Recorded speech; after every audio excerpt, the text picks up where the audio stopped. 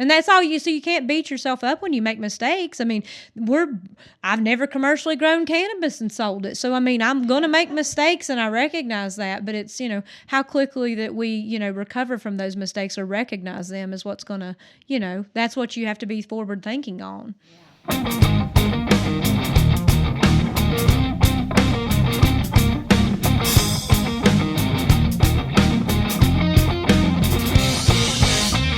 Hey everyone, and welcome to The Labyrinth, a podcast produced by Virtual Executive Director. My name is Becky Brett, and I'm your host. I'm an intuitive executive coach for artists, content creators, and entrepreneurs. This week, I got to walk the virtual labyrinth with entrepreneur and founder of Dharma Pharmaceuticals, Shanna Berry. But before we dive into the conversation, have you ever thought of working with a coach? As we near the end of 2020, the time is right to clear out the energetic trash from this year and set intentions for the new. Using the mantra of the labyrinth, which is release, receive, return, I work with clients one-on-one to release the habits, thought patterns, and relationships that no longer serve them, receive new behaviors, beliefs, and supportive relationships, and return to integrate these into their lives by setting and holding boundaries, practicing new behaviors, and supporting them through the inevitable setbacks because, hey, transformation is not a straight upward trajectory. So if you're interested in working with me, the application is in the show notes. Once you fill it out, I'll take a look at it. And if I think we'll be a good fit for each other, I'll set up a quick call with you. And look, don't worry, it's not like a high pressure sales situation because really I'm the one interviewing you. So a bit of background before we dive into the conversation. In 2017, Virginia, the state of Virginia, approved a regulatory program for the in-state production and extraction-based medical cannabis products by 5 providers initially. So initially there's only 1 provider per health service area that will grow, extract, dispense, and deliver these medical cannabis products. These licensed providers are called pharmaceutical processors and are vertically integrated cannabis companies. So this means they handle everything from the growth through the dispensation done on site by one company. Additionally, in 2020, legislation finally allowed the licensed processors to open an additional 5 dispensing facilities in their health service area. So what we've got in the state of Virginia now is that 1 company per health service area can grow, extract, process, and dispense. And then these singular companies can also open 5 additional dispensaries in their health service area because a health service area is a pretty big geographic area. Then the last bit of legislation that fell into place was July 1st of 2020, where possession of authorized medical cannabis products by people who are registered to participate in the state's program are protected. So people can have medical cannabis as long as they are licensed through the state. All of this background is to say my guest, Shanna Berry, one of the co-founders of Dharma Pharmaceuticals, was finally able to open her business to the public on October 17th, 2020. A bit about Shanna. Shanna is a lifelong resident of Southwest Virginia and has been a licensed realtor with the Commonwealth of Virginia and the state of Tennessee for over 17 years. Shanna grew up on a farm where her parents raised beef cattle, burley tobacco, pumpkins, and Christmas trees. She lives in Abingdon, Virginia, which is also my hometown right now, with her husband, a 5th-generation full-time farmer, and their 3 children. They live on a 1,000-acre family beef cattle and dairy farm. Now, along with her co-founders, Jack Page and Michael Johnson, she is the founder and CEO of Dharma Pharmaceuticals, the first medical cannabis provider in Virginia to open its doors to the public. Please welcome into the labyrinth, Shanna Berry. All right. Hey, everyone. I am stepping into the labyrinth today with Shanna Berry, owner of Dharma Pharmaceuticals. And Shanna, welcome. Hey, nice to be here. Thanks for having me. We are going to talk about Shanna's transition and transformation, really, into this brand new industry of medical cannabis. I say brand new in Virginia. Mm-hmm. Shanna is a real estate agent, still is a real estate agent, and decided to dive into this new business. Tell us a bit about what this new business is for you. Like, why? Well, I have always been in tune to more holistic type therapies, natural medications, partially from selling real estate. I didn't get to travel a lot. I'm married to a dairy farmer, so we, are on the farm a lot. So I've not very well traveled. But the benefit of selling real estate is I had everybody that had traveled come to me. So, when you're sitting down with people and they're looking at their home and they're talking about their basic wants and needs, et cetera, I mean, you spend a lot of time with these people and you get to know them on a personal level and you learn a lot from them. So, I was very fortunate to have a wide, eclectic mix of clients from all walks of life that wanted to move to the Appalachian Highlands. So, I was able to meet people who had worked in pharmaceutical industries. I had worked with providers. In addition, I had worked with people who were business analysts, people who did software development. So, I mean, all the things that you need to run a business, I was, speaking to people who were relocating here for jobs, and a lot of times filling in the gaps of the time in the car alone, we talked about what they did for a living. That's how I get to know my clients, is know who they are, what makes them tick, et cetera. And, so I've been able to, fortunately transition that over to medical cannabis because, knowing what people need with their health conditions and knowing what type of products to have available, those type of things. So when we go through a labyrinth, the first step is releasing. And what did you have to release as you started this new business? Well, I mean, I had to, looking at the legislation, I had followed it for a long time. So every year I'd get my hopes up and then something would happen and it would not pass. Or when it did pass, there wasn't a program. So, I always had it in the back of my mind, like I want to do this. So I filled my time like reading about cannabis and stuff and the businesses and the models and stuff. But in addition to that, I knew if it ever came a reality that, real estate's very labor intensive. I mean, it's a service industry and I give my clients 110%. So, it takes a lot of my time. So when the legislation passed and, we were able to go after and put a wonderful application in, which obviously was successful, and we won the license. I mean, that was like a huge victory for me. And then to actually be able to implement it and build out the infrastructure. So I had to release a little bit of like being able to provide the level of service that I want to give to my clients. I'm not going to, right now I've just kind of placed things a little bit on hold in terms of real estate, taking on just select, transactions as I can. But I had to decrease my load in real estate to increase my load in cannabis, which is a big transition because 20 years of my life, that's who I've been. Have you gone through an identity shift? No, it's not an identity shift. It's, I look at it, it's the similarities and the parallels between the two are, they're just there. So it's not been anything different for me. And my heart's been in cannabis for so long. How long have you wanted to start this business? Probably about 10 years. Oh my gosh. Wow. So I've said a lot of times to sit back and study on it and look at case studies of other companies and businesses and watch what their companies do, watch what products they develop. So, I've just been sitting back waiting, just waiting. And when it happens, you got to be able to react. Yeah. Yeah.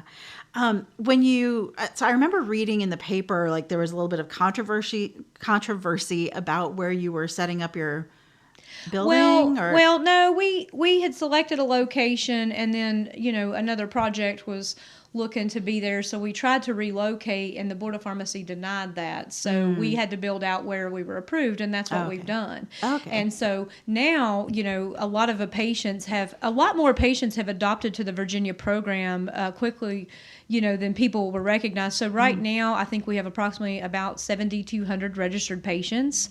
And my gosh. We are the first dispensary to come to market. And so, everybody throughout the Commonwealth is coming to get medication from us at the current moment. Wow. So, building out at our current facility has been really a blessing for me because it's given us the ability to, look at what works, what doesn't work, how we can improve efficiencies, what can make things more ergonomic and the workflow better for our employees. Because company morale is huge for me. I want to try to motivate our employees and, because I'm motivated to help the patients and our employees. Every single person that works at Dharma understands it's patients first. We work hard because we want patient outcomes to be positive and we want to validate this plant. We want to set, the standard where people understand that this is a true medication for lifestyle use enhancement. We have an endocannabinoid in our system. Our body is made to accept this plant. So, we want to not be the stereotypical thing that some people think of when they think of a cannabis user. We've had a few jokes, around. People say, "Oh, y'all lay around there and on couches and eat Cheetos." Yeah. And no, it's absolutely a very functioning business in all facets of it. Yeah. And where we're vertically integrated, we have complete control over our facility from seed to sale. So literally, we built out a CGMP compliant facility, which is, good manufacturing practices. And there's a lot of regulatory guidelines. So, people, when the few people who have come, we had a Bristol chamber had a grand opening for us previous to us having cultivation on site. And, we kind of let people understand. And 200 people showed up and they were blown away. They're like, we had no idea how sophisticated of a business operation this is. Oh yeah. Y'all are not just a bunch of stoners sitting around. You are a savvy businesswoman. It's taken us a couple of months to get this interview scheduled. Well, yeah, it's kind of hard when I was opening up and our grand opening and because we're vertically integrated, I'm going through many grand openings. So my first grand opening was passing the Board of Pharmacy inspection on our facility and getting the license to cultivate. Then the next hurdle was, getting through the cultivation successfully, harvesting the plants, and then now they're harvested. So now the next hurdle is getting to the processing aspect and delivering. We have several different delivery systems of medication. So, now we have final approval for products, getting through the testing. There is tons of analytical testing that we have to do to ensure our products are pure. They're free of pesticides, mycotoxins, heavy metals, and residual solvents. So, this is a pretty invasive, thing to get through. And now we are open into the dispensary, our other hurdle / grand opening. And, now we're getting patients getting product and we're obtaining feedback from them. And we're going to kind of, we want to listen to our patients. We understand we got your back. We hear you. We have a lot of patients coming in. Another thing they're asking for is flower, the unprocessed form of cannabis flower. And so we hear you. We are, saying, if you all want flower, then that's, the direction we're heading. We'll be, doing everything we can do to make sure we can have that available for you. Is cannabis flower gluten-free? Well, I've never been asked that, but yes, it should be, absolutely. And I'm talking about the bud. I have celiac, so I have to, Yeah, and I'm talking about cannabis like bud. It's flower, and we utilize that term in the medical industry. And so, okay, so not flour. Not flour for baking, flour for the. See, I'm showing my ignorance now. Well, no. The product yields flour. So in the more not adult use / illicit, the term was bud. So just medically speaking, we refer to it as a botanical or flower. Oh, okay. See, everybody, I am showing my ignorance. Well, no, you're not at all, because a lot of consumers and patients don't realize that. And, I'm immersed in the industry, so it's my job to know this. Okay. That's my job. So, well, thank you. My job's here to educate and help people, So I am trying to get my people from saying, hey, look at these buds, into let's look at these flowers and how the cannabinoids and the terpenes will synergize together to give me the most therapeutic benefit. Wow. Oh my gosh. That is a mouthful. You are impressive, Shanna. Well, you are. I have a question. So with all of this work in cannabis, was there anyone in your life who was like, no, girl? Well, I called Or were they supportive? When I had a lot of friends that I wanted to do this. When the license came out, I said, I'm going to go after this license. And a lot of people were like, well, it's a lot of hard work to do this. This is going to be hard to pull off. And, from the time the application came out to the license had to be submitted was about 52 days. So, I had 52 days to pull together a complete, but I will have to say, like, being in the real estate industry, I knew a lot of people from all different walks of life. So, I was able to call up providers and say, hey, I, want to have an advisory panel so we can, keep the providers educated on the medical cannabis. Would you be interested? I was able to, call people I knew who'd been in manufacturing that had worked at, a lot of the local employers on industrial equipment and say, this is the type of cannabis equipment I need. I mean, what do you think about this? And so, I had a lot of resources just, for a girl who's not traveled much. I have a lot of resources here locally. And, that's who we won the license in our health region. All my business partners are Virginians. We live here. So, for me, I want to create jobs and economic development. And it comes back to real estate because, I saw a lot of people have to move away, to get access to cannabis medicine, and then secondary to that, people who couldn't find jobs. They were graduating college and didn't have, degrees. So, to speak about the science and the, we prefer to have a cultivator that has, a horticulture background, a degree in horticulture, plant science, and then, the chemist that's processing the medicine and taking the crude oil and refining it down to the formulations. I mean, has to have a chemistry background. So, we're able to provide some quality jobs for our area that we're, maybe a student that graduates here locally, goes to a local college, won't have to move away. They don't have to pull up their roots and move. Yeah, that's been a huge problem in this area too, is that brain drain of young talent. And that's what I want to, and I'm thinking, I'm from this area and like I see, like I want to have people, and people are so passionate and everyone has a personal connection to this plant. So a lot of our employees, our HR department said, we have never seen this in our lives. People are like, we will work for less money. We just want to be in the industry. Like this is so important to us because a lot of people were topping out at their careers with a 20-year burn and, they were at the top of what they were making, but they're willing to come here just to be a part of the industry because they're so connected to the plant. So when you have people working for you that are personally connected and they see the benefit, it just creates a whole culture of, a patient-centric model, and that's who we're here for, is our patients. Yeah. And this area where we are, for those of you listening, we are in Southwest Virginia, not West Virginia, but the southwest corner of the state of Virginia. And this area has seen a huge problem with opioid addiction. Yes. And I think that's part of what you're addressing with this, yes, right? And that was, and it does go back to real estate. Everything circles back. But, I saw a lot of families in the community where I live and know and have been born and raised where, all of a sudden there's an opiate addiction problem in families, and it knew no boundaries. I'm talking no price ranges, anything. It affected all different types of people in all different, areas of their life, and professionals down to just anybody. I mean, it's just unbelievable. I saw grandparents have, grandchildren living with them that had issues, and it just, and I knew where there were access to medical cannabis that, when there's access to medical cannabis, that, there is actually a 25% reduction, up to 25% reduction in opioids in some areas. Wow. So that is absolutely huge because we're 3 times the national average. And so, if we can help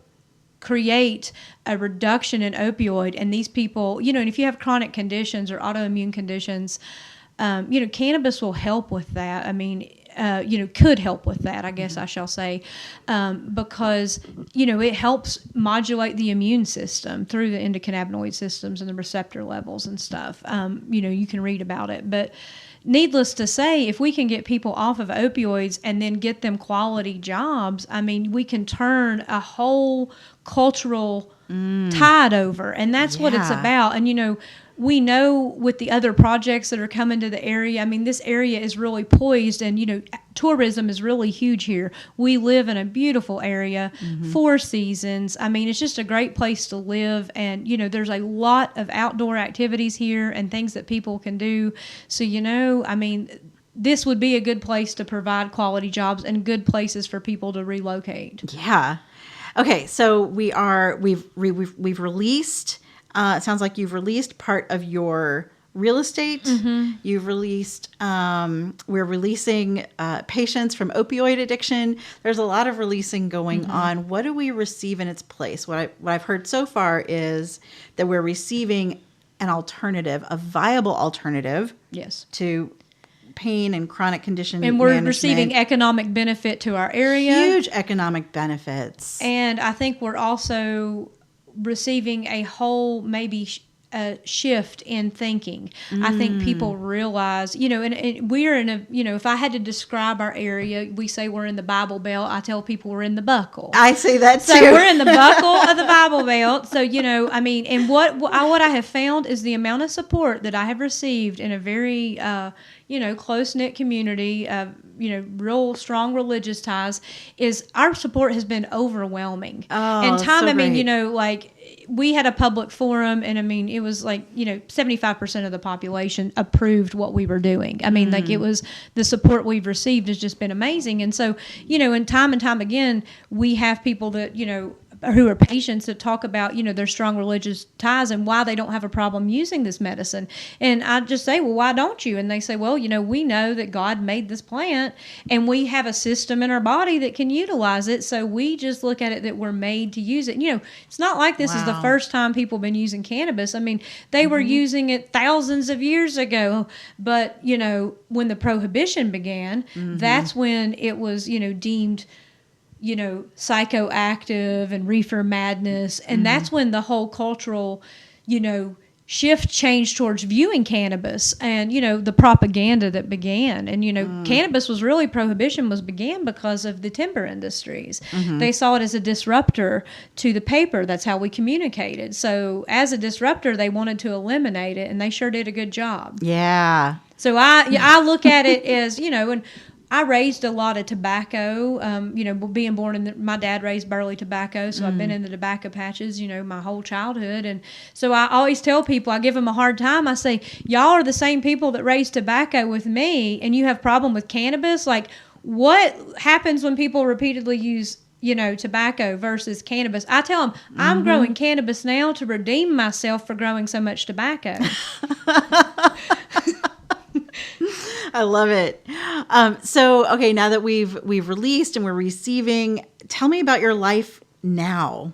How are you integrating everything? Everything. I mean, my life now is great. We're just, it's constantly busy. I mean, as you're cropping up and you're literally a startup, I mean, we all at our company, Jack Page, our COO, and Michael Johnson, our pharmacist in charge, and we have some other investors. I mean, they all are there, chipping in. Everybody's doing their part. I mean, I'll run the vacuum there if necessary. I mean, we take out the trash. We do everything because, we're building this company. But, just a few short months ago, previous to construction, we started out with power cords and folding card tables, So, I mean, we have definitely, are scaling up to a nice size to meet patient demand.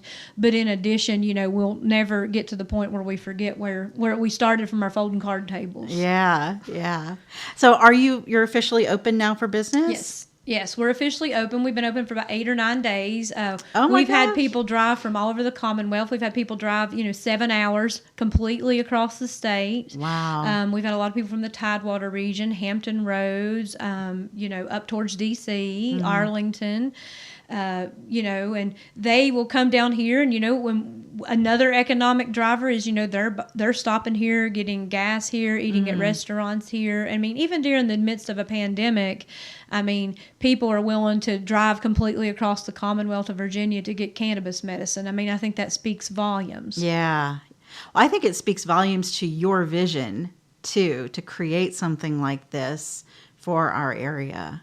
Yeah. I mean, what obstacles, I didn't really run across any because I didn't feel that they were obstacles because I knew they were just little bumps in the road. Like I had my mindset on doing this, and just absolutely have a wonderful team of individuals that help us. I mean, where I'm weak, they're strong. And that's what it takes. So, I mean, you got to surround yourself with people who make you better and share the same vision and goals. Yeah, that diversity of thought and skills and talents, that's so important. It really is. I mean, sometimes they have to pipe me down. I get wild or I start, geeking out on the science, and they have to bring me back into reality, and that's good. And, that's what it takes, because I'm always, looking at, new innovative products, how they could help the patients. Because, that's my job is to see what's coming down the pipeline and help implement it here so our patients have, the best quality medications they can get. Yeah.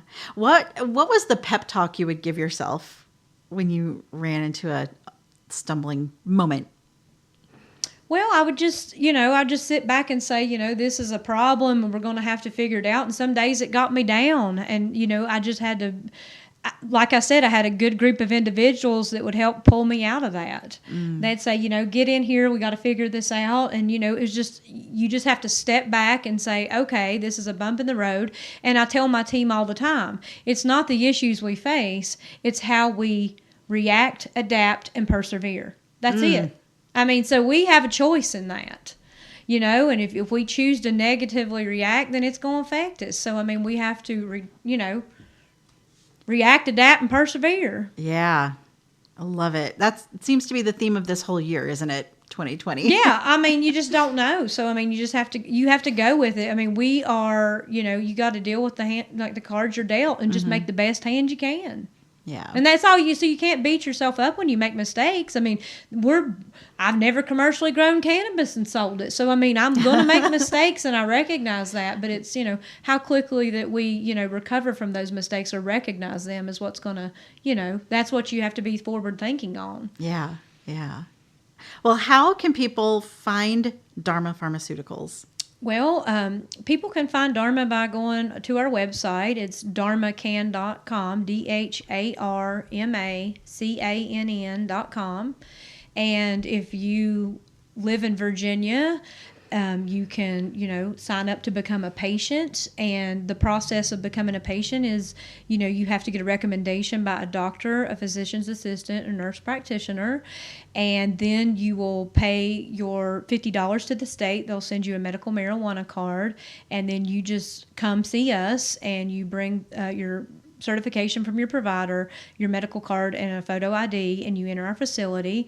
And you can have a choice to sit down and consult with a pharmacist. So the pharmacist can go over your medical history, what current medications you're taking, and kind of what issues you're having, and then make a recommendation of what type of medicine that you would benefit the most from. Or it could be a combination of medicines, because some people may need something to help them with pain throughout the day, but yet at night need something to help them sleep because of the pain they're in. If they have gastrointestinal issues, there may be a different type of delivery system of medicine that would benefit them the most. So they can have a consultation. There's no cost for that to meet with the pharmacist. And then if they already know what they want, then they can just get the products they want and start utilizing medical cannabis. All right. It's about time, isn't it? It sure is. It sure is. I love everything that you're doing around here. I think that's so great. Yeah. So glad that you were able to stop by the studio. Yes, absolutely. I tell everybody I'm from LA. That's Lower Abingdon. Oh, this is so great. I will have the link to the website in the show notes, dharmacann.com. Shanna Berry, thank you so much for walking through the labyrinth with me, everyone. I will see you in the next episode. Thank you again, Shanna, and thank you all for listening.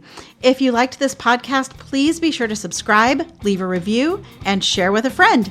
If you don't already, follow me on Instagram at beckybrett.live for daily inspiration, information, and support. And if you're looking for a coach, the link to my application is in the show notes. I'm excited to hear from you. Enjoy the journey, everyone. And remember, you can lose yourself in a maze, but you can find yourself in a labyrinth.